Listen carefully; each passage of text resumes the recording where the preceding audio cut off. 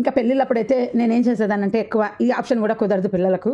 అందుకనేసి పెళ్ళిళ్ళప్పుడు అన్నం బాగా పిసికేసి దాంట్లో అరటిపండు కూడా పిసికి పాలేసి చక్కగా పెట్టుకునేదాన్ని. ఇంకా అక్కడ ఉన్నన్ని రోజులు వాళ్ళ ఇళ్ళల్లో ఉన్నప్పుడు ఇబ్బంది పెట్టకుండా అలా చేసుకునేదాన్ని. తర్వాత మీకు ఇంట్లో కూడా నేను మా పెద్ద పాప తాగేది కాదు ఎక్కువ, ఓన్లీ అన్నము ఇలాంటివే తినేదనమాట.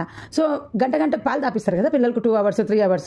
ఆ టైంలో నేను మా గురువు శిష్యులు చెప్తే అన్నం మెత్తగా పిసికి గ్రేప్స్ సీజన్లో గ్రేప్స్ మిక్సీకి వేసి ఫుడ్ లాగా పెట్టేదాన్ని. అప్పుడు మనం మ్యాంగో కూడా మెత్తగా పిసికి పెట్టచ్చు.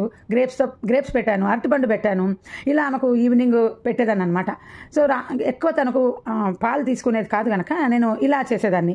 ఇంకా మా తోడుకోడలు ఒకసారి మా రస్క్ ఉంది కదా, రస్క్లో పాలు వేసి నానబెట్టి పెడితే అది చూశాను.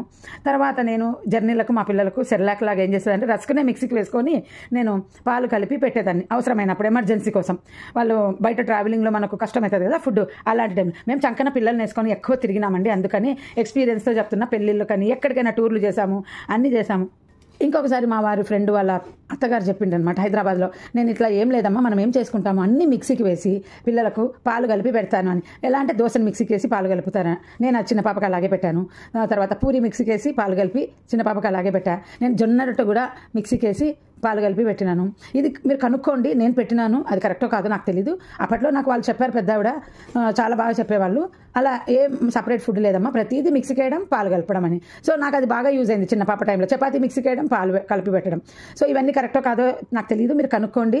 మళ్ళీ ఇంకేమన్నా థాట్స్ వస్తే నేను ఉన్నాయి. పిల్లలు తినే టైంలో ఏం పెడతామంటే పనులు వచ్చి తినే టైంలో కూడా మేము డ్రైగా ఉన్న రైస్ పెట్టలేదండి, బాగా గ్రేవీగానే వండి సపరేట్గా వాళ్ళకు వండి పెట్టేవాళ్ళం. మన వంటను వాళ్ళకి తక్కువ కారం వేసి పెట్టే కంటే కూడా వాళ్ళకి సపరేట్గా వండి పెట్టండి, బ్రహ్మాండంగా తింటారు పిల్లలు.